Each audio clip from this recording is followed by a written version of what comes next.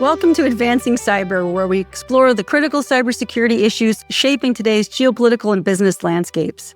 I'm Cristin Flynn Goodwin, cybersecurity law and incident response expert. Our guest today is Dr. Brian LaMacchia, founder of Farcaster Consulting Group. Brian recently retired from an over 25-year career at Microsoft, where he was a distinguished engineer and head of the security and cryptography team within Microsoft Research. What impressed me about Brian when I worked with him there is that he could take extremely complex concepts and topics and make them understandable and relatable, and we're certainly going to challenge him here today. Brian is also an adjunct associate professor in the Luddy School of Informatics, Computing, and Engineering at Indiana University, Bloomington, an affiliate faculty member of the Paul G. Allen School of Computer Science and Engineering at the University of Washington, and a member of the Forum on Cyber Resilience at the National Academies of Science, Engineering, and Medicine. Dr. LaMacchia also serves as the treasurer of the International Association for Cryptologic Research, the IACR, and as a vice president of the board of directors of the Seattle Opera. Dr. LaMacchia received 3 degrees, his undergraduate, his master's, and his PhD in electrical engineering and computer science from MIT in 1990, 1991, and 1996. Any student that gets to take a class with Brian is very lucky. I've asked him hundreds of questions over the years, and I know he's a true teacher. So I'm thrilled to have him here today. So our topic today is quantum computing. I know that breakthroughs are coming faster and faster, and we're going to get into a lot of those details. But before we do, I want to spend a little time talking about crypto. And I don't mean cryptocurrency, I mean the real cryptography, because that's the origin and the source of a lot of the debates that we're having now about why quantum computing is going to be so revolutionary and why it's so important for companies to be paying attention to quantum computing. Cryptography, as I was studying and learning about it, at its core is the art of securing information, so that only the intended recipient can understand that. And I thought it was really cool to learn that this goes back to 1,000 years BC. I thought that was fascinating to know that something that we use everywhere today has such long roots. Brian, I would love for you to help explain to us where cryptography is intersecting in our everyday digital lives, because I think crypto, the real crypto, is everywhere. And so when we think about quantum computing and how it's going to impact and change everything, it's important for us to understand, where is cryptography and how is it touching everybody? Sure. And thank you, Cristin. It's great to be here with you today and to talk about, obviously, my favorite subject, cryptography. Let's start, I think, for your listeners and for anyone viewing, the science of cryptography, as you said, goes back many thousands of years, although the modern era really started with machine cryptography in World War II, and we can talk about some of that history. But what originally was the science that was mostly for military purposes and protecting information is now, as you said, used everywhere in our daily lives.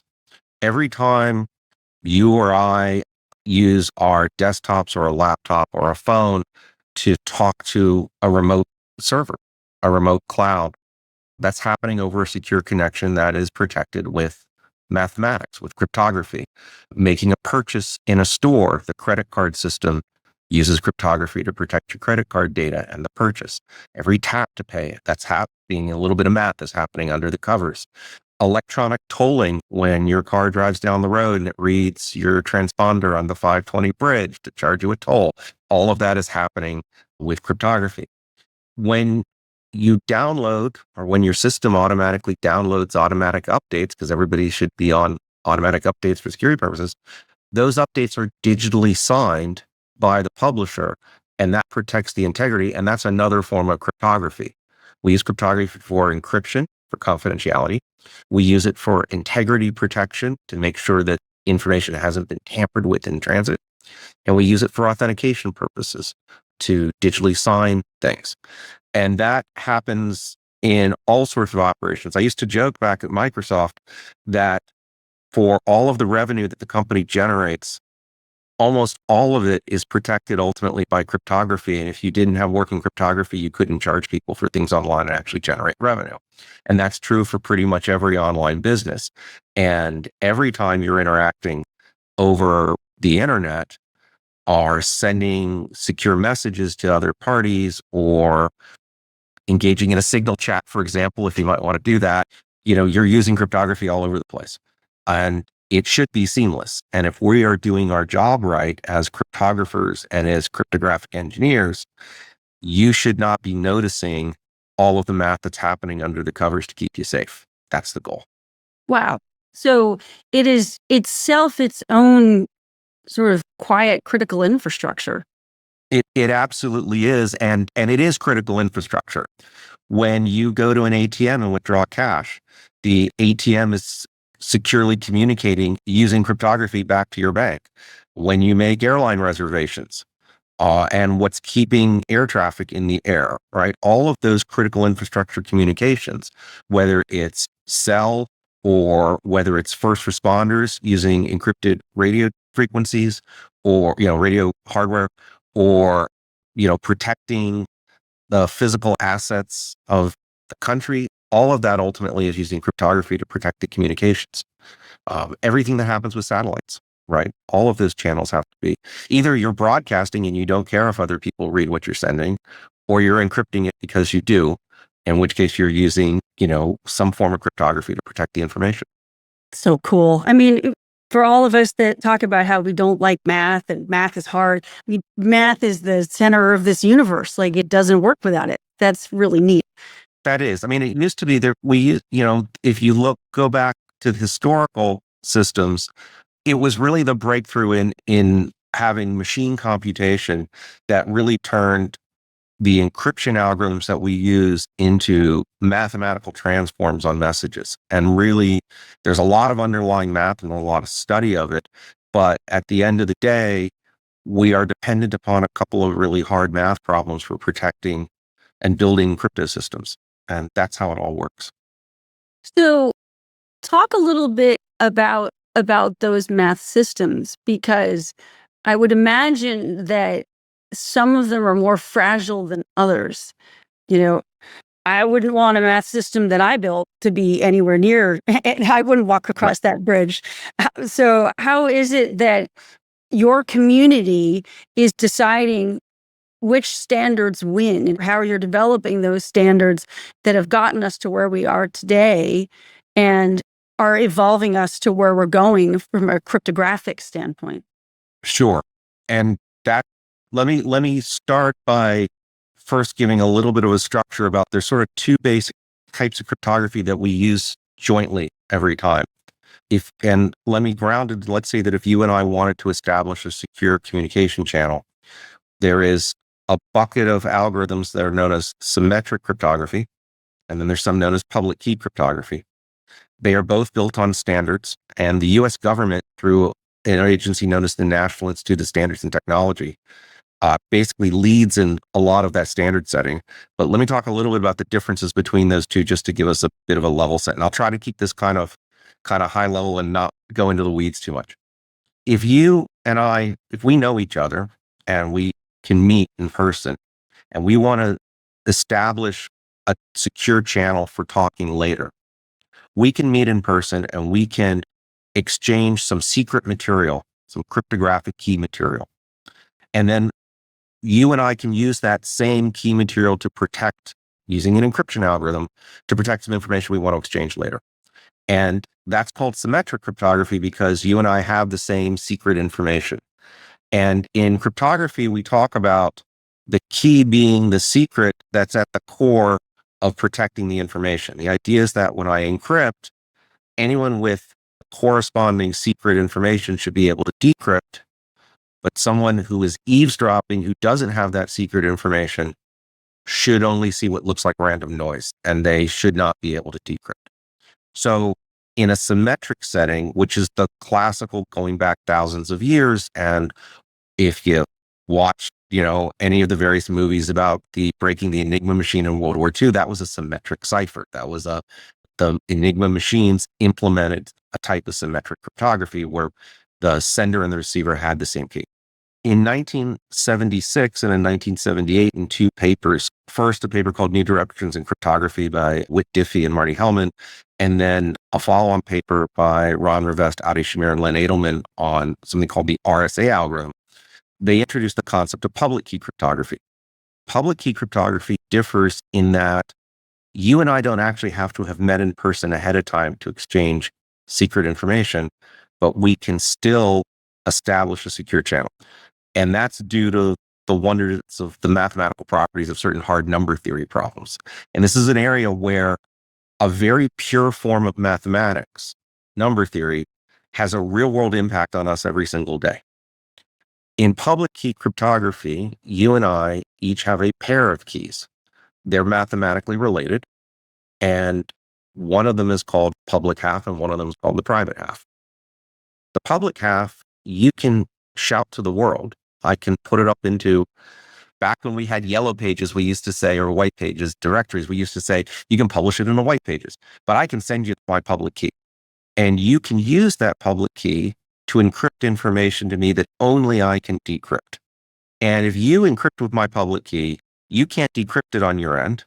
And only I, with the private half of that, can decrypt it on my end. And if we do the same thing the other way, you send me your public key, I can send something encrypted to you and only you can decrypt it. And that's because the mathematical relation between those two halves is based on a hard number theory problem. And in the RSA algorithm, it's based on the difficulty of factoring. Factoring's like, so the factoring is if I have two numbers and I multiply them together, I get the product. Factoring is saying I start with the product, give me back the two numbers that I multiplied together to get them. Mm-hmm. Okay. So if I say factor 15 and you say, well, that's 3 times 5, you've just done a factoring operation in your head. I say that's sunblock, but okay, I'm with you. Okay. Yeah, that's sunblock. Now, in the crypto systems that we are typically using today that are built on the difficulty of factoring, we're not multiplying 3 and 5 together. We're multiplying together 1,000-bit, 2,000-bit numbers, and we're getting a 2,000-bit or larger composite product of two primes. We know how to multiply fast. Computers are great at multiplying quickly. We don't actually have an algorithm that factors quickly. In fact, there is no, in mathematical, there's no polynomial time algorithm. You cannot, if you've got a product of two large prime numbers, our best algorithms are slower than any polynomial time algorithm you can come up with. What that means is that if you add one more bit to the size of the product, Mm-hmm. you are basically doubling, let's say, with some constants sometimes, the amount of time it takes to do the factoring. And factoring is a hard problem. We just don't have a fast way to do it. So what that imbalance has allowed us to do is to build a series of these public key algorithms. And that's the fundamental basis for how two parties who have never met in person can still start to communicate securely online on the internet. Case in point, you go out and you decide to go visit a website that you haven't visited before, and you want to go purchase something from them. You need to establish a secure channel with that website. And you all haven't met, but you need to figure out how to exchange key material. Public key cryptography lets you do that. There's a lot of infrastructure under the covers that I'm aligning over as to how you authenticate the other website and all of that, which we can get into if you want. But that's the basics, is that mathematical difference between the ease in which the person with the private key, which in this case is the knowledge of the two factors, the super secret information that makes this algorithm work is your private key is you know that you have the 3 and the 5, and your adversary only knows the 15. And so these public keys are everywhere. Everywhere. They are the find me's all over the world so that digital transactions or digital connections can be made. I mean, that's the calling card of our digital ecosystem. Is that the right way to think about it? That is the way to think about it. On your phone today, you've got public keys that belong to other websites and services that you use to validate them or to send encrypted messages to them. Your phone, your laptop knows, for example, there's a there's another way to use the underlying difficulty of factoring in some related problems to do digital signatures. And so when a Microsoft or an Apple or a Google puts out a security update for laptops, operating phones, they digitally sign it to say, this is really from us. And your device has something that has those public validation keys built into it, so that you know that you're not being spoofed by a bad actor and being, who's trying to get you to install a bad update. So we have those keys everywhere. Your phones have private keys that belong to you that don't come off the device. Your car's got stuff in it too. All of computing has keys, and a lot of cryptography comes down to key management. And how do we manage all of these different keys and update them as necessary and do it in a seamless way so that, you and I as users don't have to think about this, because the operating systems do.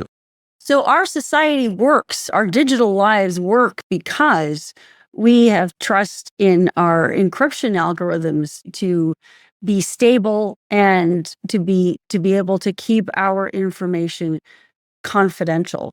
That Correct. hasn't always been the case, right? There have been evolutions in this space, That's right. and we're on the precipice of another one. So talk a little bit about the evolutions of these transitions and why it's such a big deal. Sure. I like to start off some of my talks by saying that all cryptographic algorithms weaken and eventually break over time. And there's really three reasons for that. One, your adversary's compute power to throw against trying to break the algorithm gets better over time as we get better and build better in machines and start to build more and more data centers. We learn more in cryptanalysis, the science of the cryptography to try and break things. We are constantly improving our abilities there, and that helps. Or sometimes the physics changes. We're going to talk about that with quantum, right? The actual physics of computation changes. But we have actually gone through a number of periods where we've had to update or transition to new cryptographic algorithms. In the past 25 years or so, there have been 4 occasions in the past. They've just mostly gone unnoticed.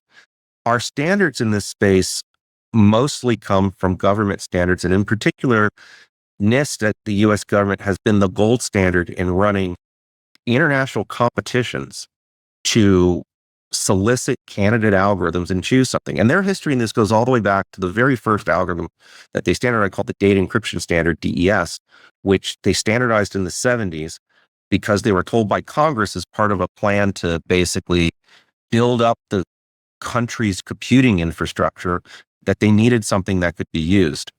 And there's a whole lot of history we could get into about DES in particular and the way in which that algorithm started as an IBM algorithm that was then kind of looked at and modified by NIST, or NIST's precursor agency called the National Bureau of Standards at the time. My first paying job was at NBS, actually, with the NSA, where they were looking to try to they strengthened the algorithm in some ways, they weakened it in other ways to make it sort of accessible to NSA from a brute force perspective, but not anybody else. The whole of that was an algorithm that we were using, and banks were still using it or modes of it until it basically got to the late 90s, and we realized that we needed sort of a new one that was significantly stronger. And that was the first time NIST really started a competition that put out a very public call for what was going to be called, and eventually became, the Advanced Encryption Standard, or AES. I don't have off the top of my head anymore. I used to have all the numbers as to exactly how many candidates they got in each round, but they put out a public call to the world, and they got tens of candidates. I want to say probably in the order of 40 to 50 candidates that got submitted as, here's our candidate algorithm, along with, full source code, full description of the algorithms. And then NIST ran a multi-year, multi-round process to pick a winner.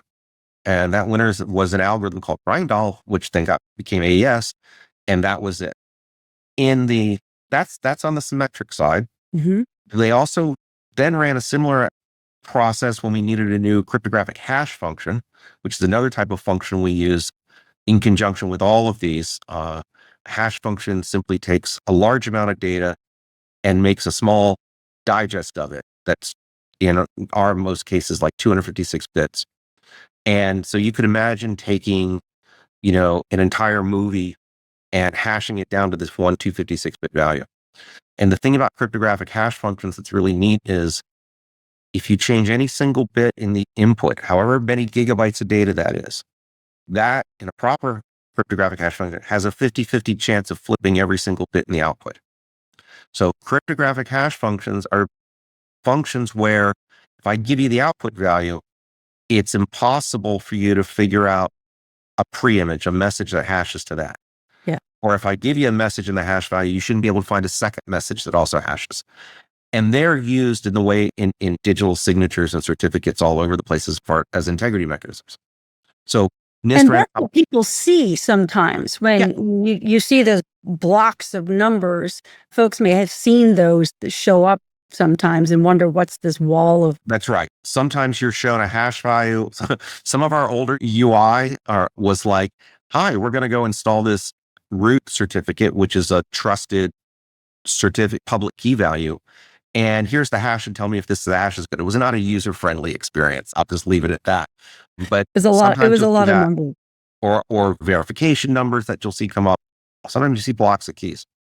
This all comes back to ultimately needing a user to identify whether a particular key value should be trusted.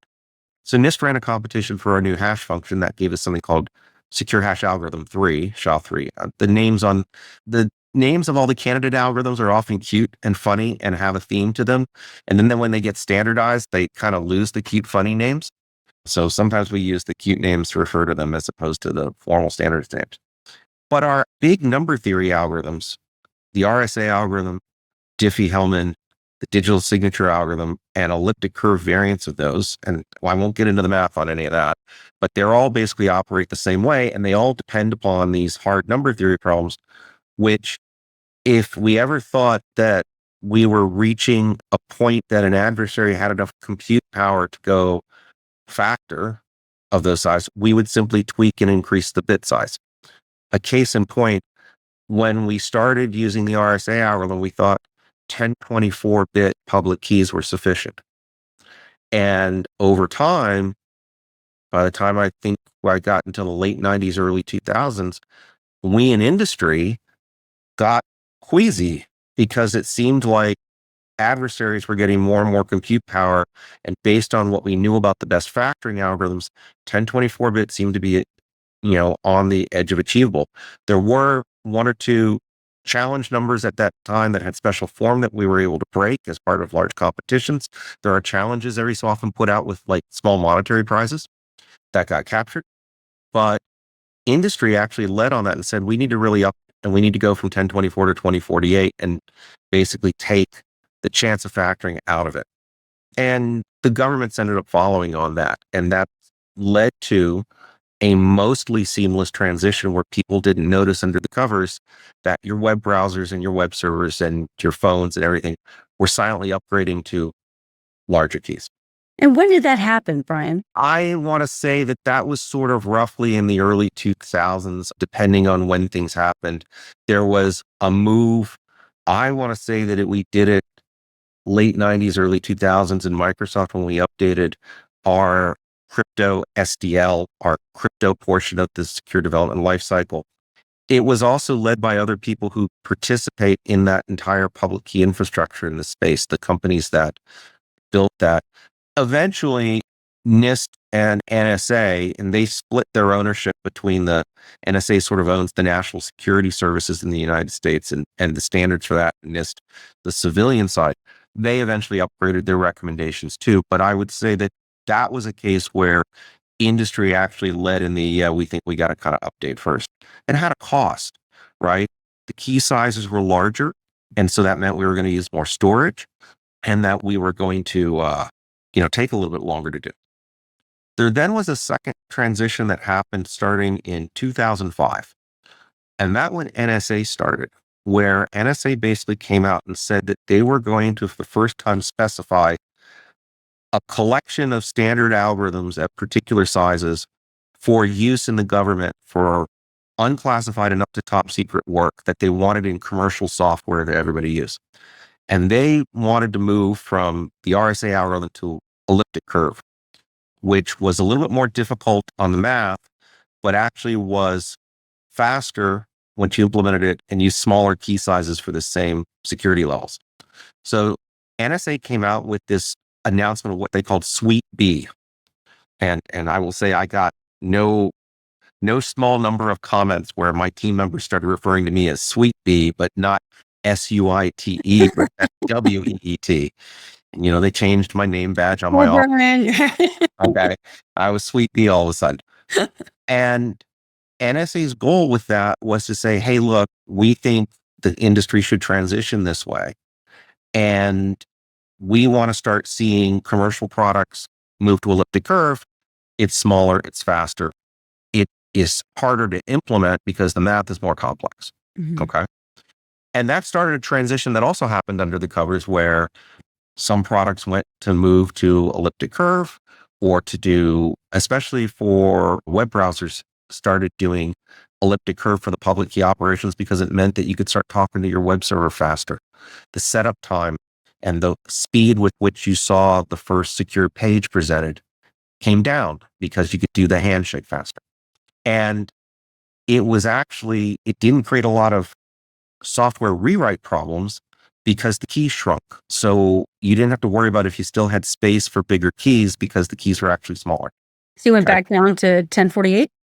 No, actually the key sizes there were on the elliptic curve sizes were 256 to 521 bits. They were little. They looked much smaller. Yeah. Wow. Yeah. So you went from, 2048 down to, at the most common levels, P256 was a particular elliptic curve. And so the sizes were a lot better. And that had always basically been the algorithm of choice in constrained devices like mobile phones. When BlackBerries first came out, they were early adopters of using elliptic curve cryptography for securing messages between what were, now we would consider very underpowered devices, but it was what you could do in a phone. So that was elliptic curve, and NSA kicked that off in 2005. I remember that because you remember we had a crash program to get that implemented into Vista. We had the code over in Microsoft Research, but we actually had to put new APIs into Windows because elliptic curve needed a few more properties than what we had in it. So there was a crash program to make that available to people and to roll functionality out. And even then, I look at Vista Service Pack 1 and Windows 7. So that's a 4.5, 5 year period. We really didn't have what I would consider to be good baseline elliptic curve support until 4.5 years after that announcement. So even knowing the algorithms and having implementations around, the transition time to start to make it be an equal citizen to RSA in the Windows ecosystem was about 4.5 years. Okay. That's a really important point.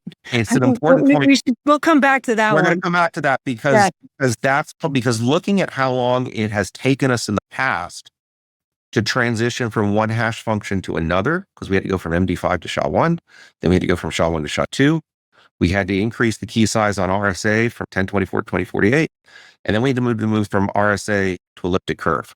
Each of those gives us a baseline for how long it takes industry to roll out a change, even when those changes are relatively minor. When the earliest hash function change from MD5 to SHA-1, the MD5 hash size was 128 bits. SHA-1 was a little bit larger at 160. I remember teams at Microsoft coming into us saying, we don't have the space in our data structures to put 160. We need a solution that is stronger than MD5 that fits in 128 bits. And so part of what we would do is look at ways in which we could use SHA-1 and truncate it down. And we knew we weren't getting the full strength of it, but that was still stronger than the prior algorithm. Yeah. So every time you do one of these transitions, you end up having to look very carefully at how you're using the algorithm. And, sometimes you have to make engineering trade-offs to fit the existing systems. And that's really important when we talk about critical infrastructure that's already deployed, that's going to have to be updated, where we don't really have a lot of opportunity to update it. So this whole series of algorithm transitions in 2005, NSA started with the elliptic curve. Then we get to 2015 and 10 years later, and we're still trying to transition systems to elliptic curve as of 2015. And there's still systems out there today that haven't fully moved. And NSA comes out with another warning where they say, This is August of 2015. It happened 1 week before the annual U.S. crypto conference that happens at Santa Barbara every year, when all of the U.S., all folks from around the world gather to present the latest research. And they said, NSA said, if you haven't finished your transition to ECC, you might want to hold off, because at some point in the future, we're going to have to transition to a post-quantum algorithm, a quantum-resistant algorithm. And that was sort of the first public warning or notification from the government here in the US that we were probably going to be looking at another algorithm transition in the near future, and one that was going to be targeted at countering a different threat. And that's the threat that quantum computing poses to all of our public key algorithms that we were using to date. Okay. And then we should go talk maybe a little bit about what quantum computing is and go into that. But that was sort of that 2015 date is really when we got the first kickoff notification that we were looking at another complicated algorithm transition that was going to impact everything that connects to the internet.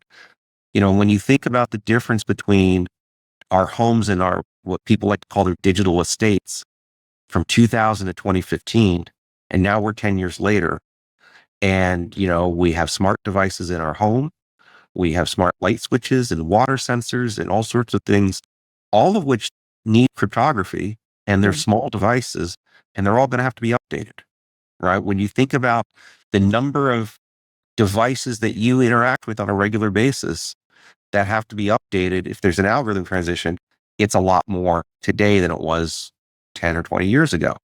And that's true for the country as a whole. And that's true for all of our systems and all of our critical infrastructure, right? Just thinking about where we have sensors all over our highways and things like that. There's just a lot more infrastructure in place now that has to be updated. I've talked in the past about this concept that keeps me awake at night that I call the national technical debt. And I think about all of the legacy systems that haven't been updated, or can't be updated, that still continue to run out there. Think of the Windows XP box that sits in some manufacturing system that supports something that's not connected to the internet. That's right. Hopefully, and it still runs. And I would imagine that, based on the four evolutions that you've talked about with encryption, there are still probably instances of MD5 that are still out in the ecosystem that have never been deprecated. So it's adding to that technical debt. It's absolutely true. When we did the MD5 removal effort in Windows, which started in 2004 when MD5 got broken, and MD5 was the first of these to fall, and historically it happened at the annual crypto conference in Santa Barbara, when we have this Tuesday night session called the Rump Sessions. And I always like to tell this story because sometimes when you get to witness history, it's just kind of cool. We do these rapid talks during the Rump Session, 5-minute talks. And Professor Xiaoyong Wang from mainland China got up and in 5 minutes said, here's 2 messages that have the same MD5 hash value, right? And again, you're not supposed to be able to ever do that. That's a cryptographic property. And then she did it for an earlier version of that algorithm called MD4, and she did that one with pencil and paper, right? But she had broken it, and Josh Benelo, my colleague and co-founder of the Microsoft Crypto Board with me, and I were sitting in the back of the room, and we immediately understood that she had broken MD5, and that meant we were going to have to go update everything. And that kicked off. So we sat there writing up an FAQ for the PR people that we knew were going to get calls tomorrow morning, which is like, well, everyone was like, what does this mean? Because we had not seen an algorithm fail in public. And what happened in that case was we had to go look for copies of MD5 in all of our software. Yeah. There were many, and it took a long time. And sometimes that MD5 algorithm was baked into an internet standard that you had to implement for standards compliance. And there was no one around to update that standard. And that's often an issue, and one of the ones that we're facing now with the latest transition to post-quantum is a lot of the internet standards that we depend upon have been out there for so long, there isn't a working group and a standards organization to maintain it, right? So we went through and we pulled MD5 out of a lot of places. And for many years later, we had product teams come into Crypto Board and say, hey, we're still using MD5. And we're like, why? And they'd explain why, and then we'd help them transition off of that. Same ththing happened when we had to get off of MD5. We moved to a hashtag called SHA-1. And then we had to deprecate SHA-1 because it was also too short. And we went through the same thing where they said, we're still using it. And so if you go back to before the history when we were using single DES, the banks adopted that pretty early on, and they held on very late to using DES. And when DES got to be too weak, they did DES 3 times, and they called it triple DES, and that gave them a little bit of extra space. But yes, especially when you've got deployed systems where you don't have an opportunity to update it. I love thinking about, systems like water purification systems or utilities that are in the ground where maybe, you only get to go touch the structures every 15 years. And if you don't have something ready to deploy at that point, because you're going to take critical infrastructure offline or replace it, if you're going to put sensors in bridges, obviously, if you're talking about building submarines and carriers and things like that, they come in for retrofit every so often. But those are, offline systems that have to be, deployed, and your ability to make modifications to them may not be that frequent. So we do have a tremendous amount of technical debt. You can look at that from a company's perspective. You can look at the broad code base of a Microsoft or anybody else and say, there's so much debt there. It is one of the reasons that one of our architectural tenets for the crypto board and really across cryptography is something we call cryptographic agility. And agility was an architectural property which we always have pushed for to make it easier for people to update algorithms in place without having to rebuild all the software. So before you get into crypto agility, I just want to talk a little bit about people, because it is not every day or every company that happens to have, world-class cryptographers like yourself and Josh and a whole board of folks with PhDs in the space to be able to take in these issues and make rational judgments back. And so for counties, for example, that may have a financial officer in a county who is also functioning as an IT person, or a small business who has somebody who's wearing multiple hats, or even a medium-sized company who have a few IT people and maybe a security person on staff. How do you start to think about this problem? Because it seems like you need to bite an elephant here.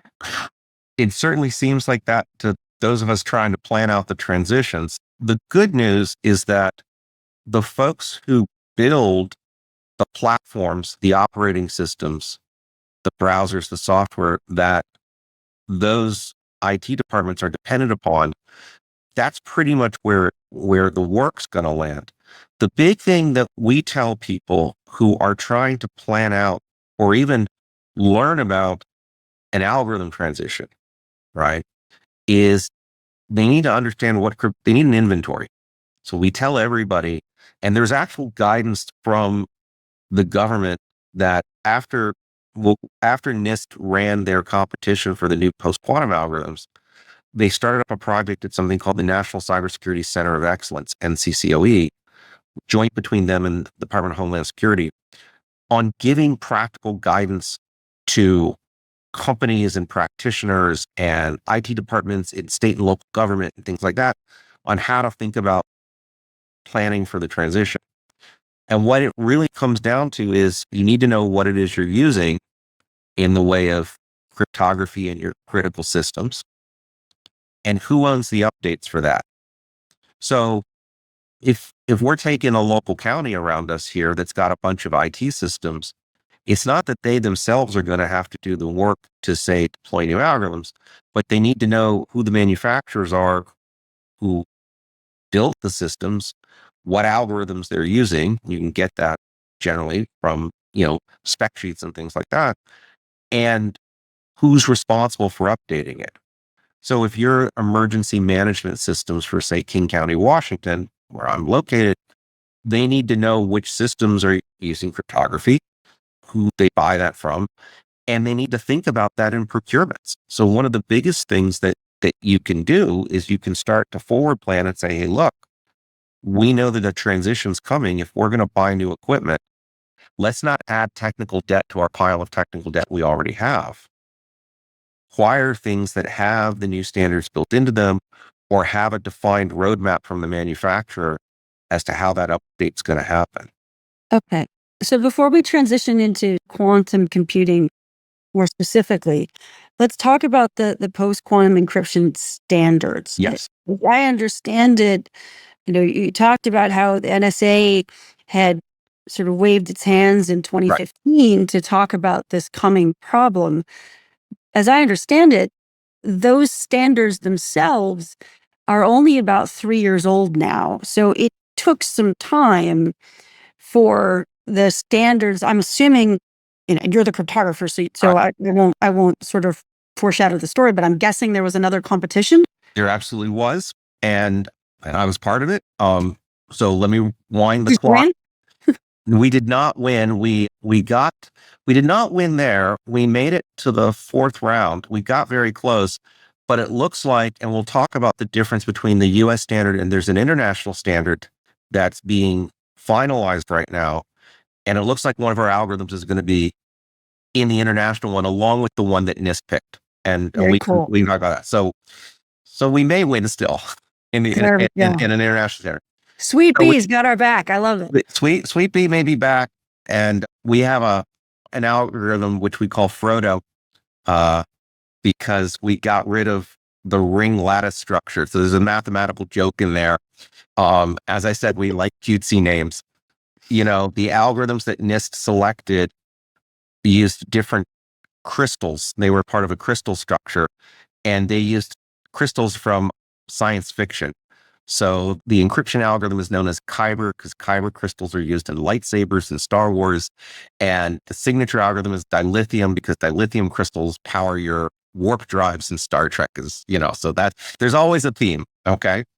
Hey, you know what? The nerds rule the world. If any of this stuff goes away, we don't have an internet. I love it. Call it whatever you want. It's amazing.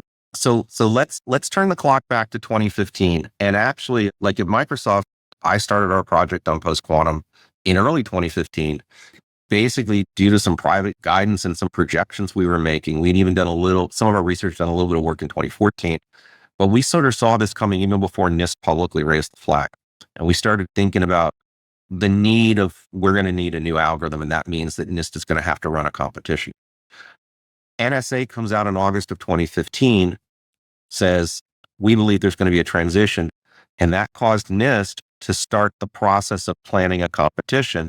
And they do that by actually putting out draft rules and say, hey, look, we want to submit, this is what we're thinking of looking at. This is the way we're thinking of running the competition. This is what we think our requirements would be. And they put it out for public comment. And I wrote Microsoft's response to that, and we filed a whole bunch of comments as to what we thought they should look for and how they could improve over their prior competitions for SHA-3 and AES, which were both quite good, but operationally there were things we thought they could have done that would have made things go a little bit better. And they took some of our recommendations, they didn't take others, and you give your best. They put out a call for algorithms and said, we're going to launch a competition that's going to be multi-year. They estimated it would be about 6 years. And the first round of algorithms had to be submitted in November of 2017. They got roughly 80 submissions. Wow. They asked for both encryption and digital signature, of which I believe 69 of them were deemed complete and proper. That is, that you actually dotted the I's and crossed the T's and you met all the requirements. And that was round 1. And they went, and what NIST did at that point was they said, these are the algorithms. We invite the community to attack them and submit the best text. Now, as typically happens, some of these fall almost immediately. Okay. And you kind of whittle it down, and then some of them kind of stick around. And about 18 to 24 months later, NIST said, we're going to announce that this set of, I think about 24 algorithms roughly, don't hold me to those numbers because I don't have my slides with me, would advance to round 2. And we had submitted 4 algorithms, candidates, 2 encryption, 2 digital signature, I and members of my team, and they all got into round 2. Okay, great. Then round 2 starts, and they got to whittle that down, and that runs for about another 18 to 24 months. You invite more work, and you have focused the community. and you get down to round 3, and some algorithms get into round 3, and that I think they had 4 candidates, 4 or 5 each on the. I think there were 6 digital signature candidates, and there were maybe roughly the same on the encryption, so maybe down to 12. And then back in 2022, they announced one winning encryption algorithm, what was called Kyber, which has now been given the formal name of ML-Chem, KEM. So we all kind of still say Kyber because Kyber is kind of better. And they picked 3 digital signature algorithms. And then they said, we'd like a little more diversity on the encryption, so we're going to have 4 of the candidate algorithms go on to a round 4. And one of ours was actually part of that. Although in the 6-week period between they announced that end of round 3 and the start of round 4, we had funded a challenge to that. That was an algorithm called SIPE. That was, again, these were all international efforts. And so it was members of my team working with folks around the world. And we had actually Microsoft put some money up to try to attract people to break it. Someone broke it. I mean, it was a great piece of mathematics. And it was the best $50,000 prize that we spent because it showed us that these guys, Kastrick and Dekru in Europe, found a way to take theories from a different part of mathematics that was like a theorem from the late 90s and actually apply it to this thing that was called supersingular isogenies, which was the hard number theory problem we were based on. And this is the science of cryptography. We are constantly creating and breaking, and we gain confidence in the strength of these algorithms by trying to break them and failing. Okay. So they broke it. They succeeded. They won best paper award at Eurocrypt. Absolutely deserved. We paid the prize out. And you're basically number hacking, if I'm putting it in really simple terms. We're hacking numbers. That's correct. That is exactly what cryptographers do. Yeah. Okay. So by 22, NIST had said, this is our encryption algorithm that we're going to use that's quantum resistant. And we'll talk about what that means in a bit. And these are our signature algorithms. And now we're going to try to pick another encryption because we want a little diversity. They will start writing the standards on those algorithms that they picked. 3 of those standards came out last summer in 24. One of them's delayed a bit and will probably come out soon. And then very recently, they announced one additional encryption algorithm that they're going to start, that they have taken for standardization. But meanwhile, in the process of doing all of that, they decided they didn't have enough diversity on the signature algorithms and they wanted more signatures. And they launched a second competition, or what they called an on-ramp, for additional rounds for more signatures. And that's ongoing. So NIST has a tremendous amount of work still in front of them. For something that started planning in 2016, 8 years later, we have some algorithms out that are deemed good for general use. But there are special cases where they may want to have other algorithms and they're still doing that work. And that's probably going to go on for another 4 to 6 years. But the end result of this is that we were told in 22, and we now have official US government, what are called FIPS, Federal Information Processing Standard docs, for 3 of these algorithms, 1 encryption, 2 digital signature, which are good for everybody to go implement. That is only the beginning of the work. So a lot of people will look and say, well, geez, isn't the end of this when NIST comes out and says the algorithms are done? That's the end of the algorithm work. Now, the hard thing, and really there's a lot more work here than even in just the algorithms and all those people that worked on it, is to take those algorithms and put them into the protocols we use every single day. Yeah. So, I mean, I always analogize that to, great. Now somebody's written the law. Now you have to go make it come to life. Right. And it's 10 times harder when you're taking that from a standard that is in such a technical space and having to reduce that to an approach that mere non-mathematic mortals can interact with and comprehend. This is the work that's happening now, and it doesn't happen directly in the government. It happens in the standards groups that own the protocols.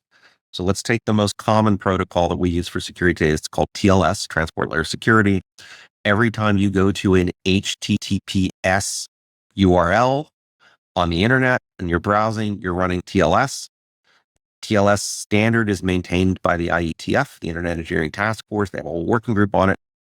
And that working group has been working since the announcement of the NIST selections to integrate those post-quantum algorithms into the TLS protocol and figure out how that's going to work. Now, there's some challenges in doing that because, and we've known this since all the candidates were even submitted to NIST, all of the algorithms that NIST picked have larger key sizes and larger ciphertext sizes and larger digital signatures than the RSA and elliptic curve that we use today. So we have a scenario where what we are transitioning to, like when we transitioned to larger hash functions and we needed more space, the algorithms now require more space, and it's not a little bit more space. Moving from, say, RSA to Kyber, public key encryption, is about, at the sort of the lowest security levels, is about triple the key size, triple the ciphertext size. And that may not matter if you're having a single instance of a web browser on your PC, but it would sure matter if you've got a server that's supporting thousands of connections coming from, into the server that supports a website for 1 million consumers trying to get to that, or, the commercial side of the internet. Is that the right way to think about that? That's the right way to think about it. Also about small devices. So in 2018, I remember having a meeting with folks at Homeland Security who were currently planning the architecture for the next generation of common access cards, CAC cards that, government employees used to secure it. And I asked them at the time, I said, so are you planning to, how much space do you have on those cards? And they had planned the space based on their needs at the time from the current pre-quantum algorithms. And I said, are you aware of the fact that what NIST is looking at, whoever they end up picking, it's going to be at least triple in size, maybe more. They said, we don't have the space on the cards for that. Yeah. And those cards were supposed to be out around 2024. I don't know where they are on that. And I said, well, you better plan on having more space, and, you're going to have to up your requirements on your hardware because that's coming along.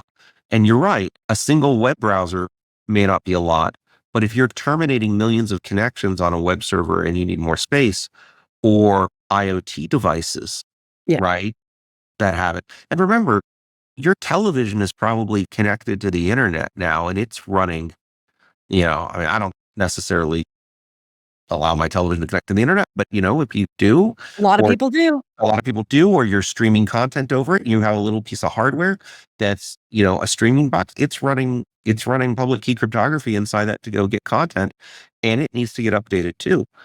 A big problem space are places where we have critical infrastructure that we can't really service.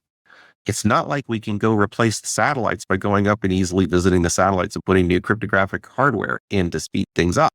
Yeah. Right. We have a lot of places where we built the best acceleration in hardware that we had at the time, but you've got critical infrastructure that's 50 years or more old. And there's places where we may not have the ability. A place that a lot of us as consumers don't see is if you're on an industrial manufacturing floor and you're using, these these SCADA systems that are controlling industrial machinery, and you want to secure those sorts of communications. You may not have access. There may not be anybody around anymore who can write the software for those systems. And yet you may still need to protect the security channels. And so one of the things that we did a prototype of this at Microsoft was looking at how you could wrap a new quantum resistant, encrypted network tunnel like a VPN around an existing hardware channel that you couldn't touch. We did our experiment using an underwater data center that the group next door to me in Microsoft Research had submerged off the north coast of Scotland. So we set up an encrypted post-quantum tunnel from our lab in Redmond, 6,000 miles away into the sea off, I think, the Orkney Islands or something. And that was cool. Off Scotland, if I remember. Yeah. Off Scotland. And it showed that, we could actually run post-quantum handshakes over that and then do line speed encryption. We showed that was feasible when it was a true zero touch environment because the thing's submerged in water and you can't go touch it at all. But that was done as part of a proof of concept to show that the post-quantum algorithms could run fast enough and that you could supplement an existing system. But that's an absolutely true thing, is that when you're looking at how to update, and if you are back to, your IT, your person who's part-time IT along with accounting in a small office, knowing to ask the question is probably the most important thing. When you are talking to, procurement folks, or when you're looking at buying a new system, simply saying, does this support the new quantum resistant crypto standards, or is there an upgrade path in place where you're going to deliver that update? That's a lot of the battle. Just making sure that you're not increasing your technical debt is a really important point. Well, I hope you enjoyed that overview of cryptography as much as I did. I thought that it was really important that we set the foundation for cryptography before we start a conversation about quantum computing and post-quantum encryption, because it really is everywhere. Cryptography is ubiquitous, and it touches every aspect of our modern digital lives. And so I really appreciate Dr. Brian LaMacchia for coming in, laying out that foundation, and then teeing up the second half of our conversation. And you're going to love it. And get ready, because when we dive into post-quantum encryption, post-quantum cryptography, and quantum computing, it just gets even better. So thank you all for listening to Advancing Cyber. I hope you've enjoyed the discussion. I hope you've advanced cyber along the way. I thank Dr. Brian LaMacchia for his deep dive on cryptography, the true crypto, and to our Advancing Cyber team, including our sound engineer, Louis Pialago, and our research interns, Yash Dutt and Layla Moeller. You can share ideas and recommendations via email at cyber@advancingcyber.com. Security is a community, and we always look forward to hearing from you. This is your host, Cristin Flynn Goodwin, saying thank you, patch your devices, and please turn on MFA.